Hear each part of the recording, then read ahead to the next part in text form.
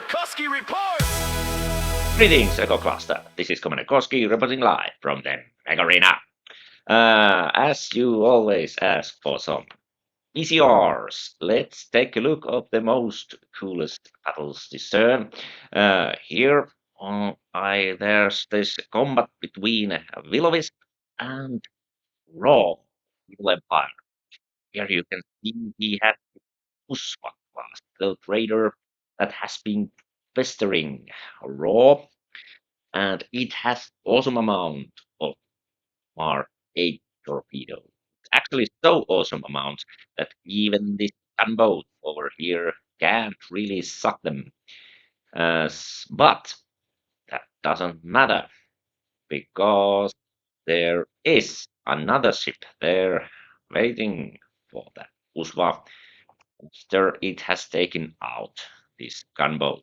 Of course, I believe Raw hoped that gunboat would many of those Mark 8 torpedoes as it could, and it did about 18. But still, there's over 120 left for the Superstar Cruiser 2, which was way take and it did. Okay. This was a good looking space combat. This is really something.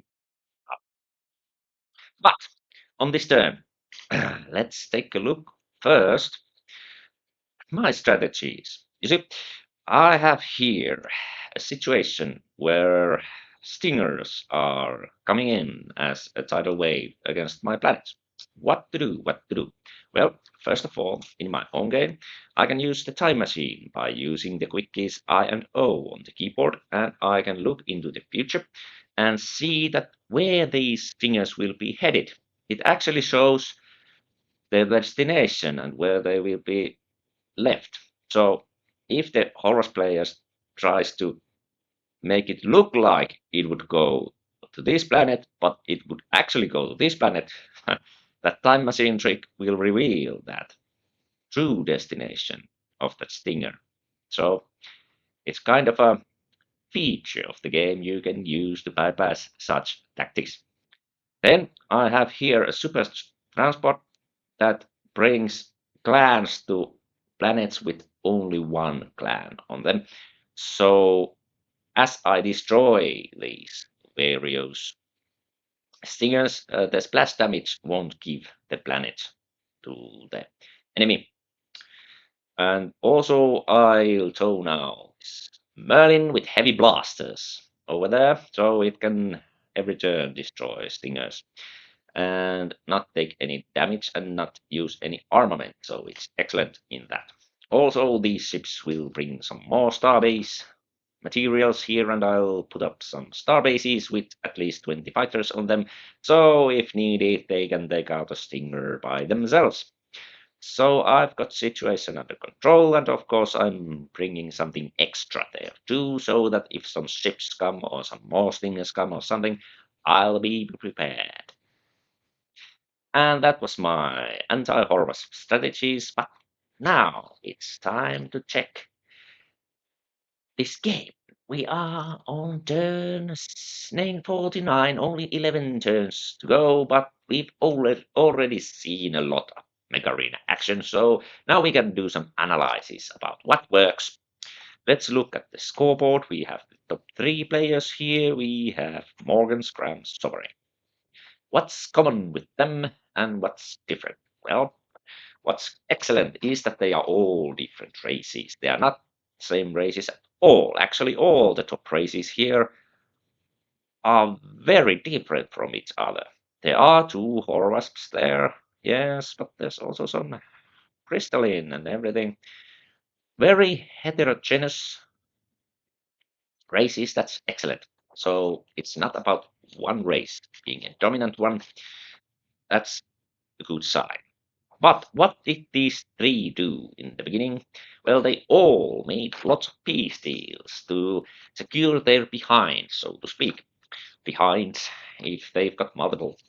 And then But they did not only do holding hands and kumbaya.